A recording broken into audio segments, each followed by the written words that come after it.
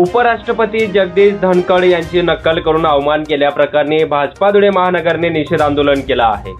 हे आंदोलन महाराष्ट्र भाजपा प्रदेशाध्यक्ष चंद्रशेखर बावनकुळे यांच्या आदेशानुसार करण्यात आलं आहे।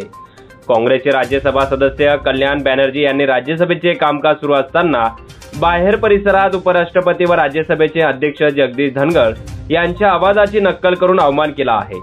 याचा निषेध आज धुळ्यात भाजपाच्या वतीनं करण्यात आला आहे। भवनामध्ये या देशाच्या अनेक समस्यांना तोंड दिल्या जातं, अनेक समस्या सोडवल्या जातात। अशा या संसदेमध्ये हिवाळी अधिवेशनामध्ये चालू असलेल्या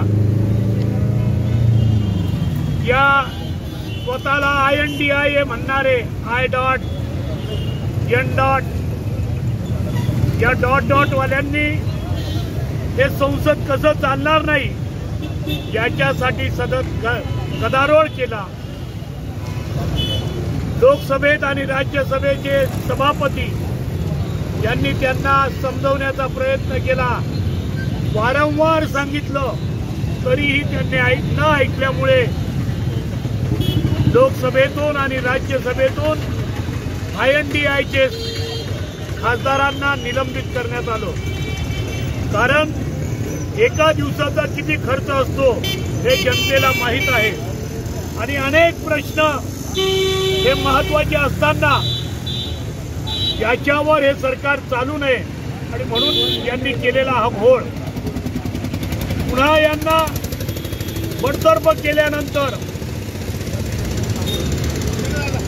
दक्षिणेतील बंटी बॅनर्जी हा त्या लोकसभेच्या बाहेर आल्यानंतर या देशाचे उपराष्ट्रपती, आदिवासी व्यक्ती, उपराष्ट्रपती आणि त्या राज्यसभेचा सभापती यांची टिंगलटवाळी करतायत, नाव सांगून टिंगलटवाळी करतायत आणि त्यांची व्हिडिओ कॅसेट बनवून प्रसारित कोण करतंय तर या देशाचा पप्पू, जो INDIAचा प्रमुख पप्पू राहुल गांधी।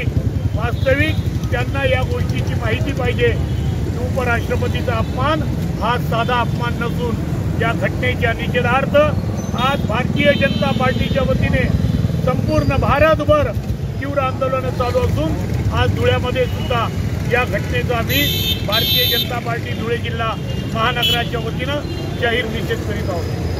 या प्रसंगी भारतीय जनता पार्टीचे पदाधिकारी कार्यकर्ते मोठ्या संख्येने उपस्थित होते। रूपक बिरारी, माझा महाराष्ट्र न्यूज, धुळे।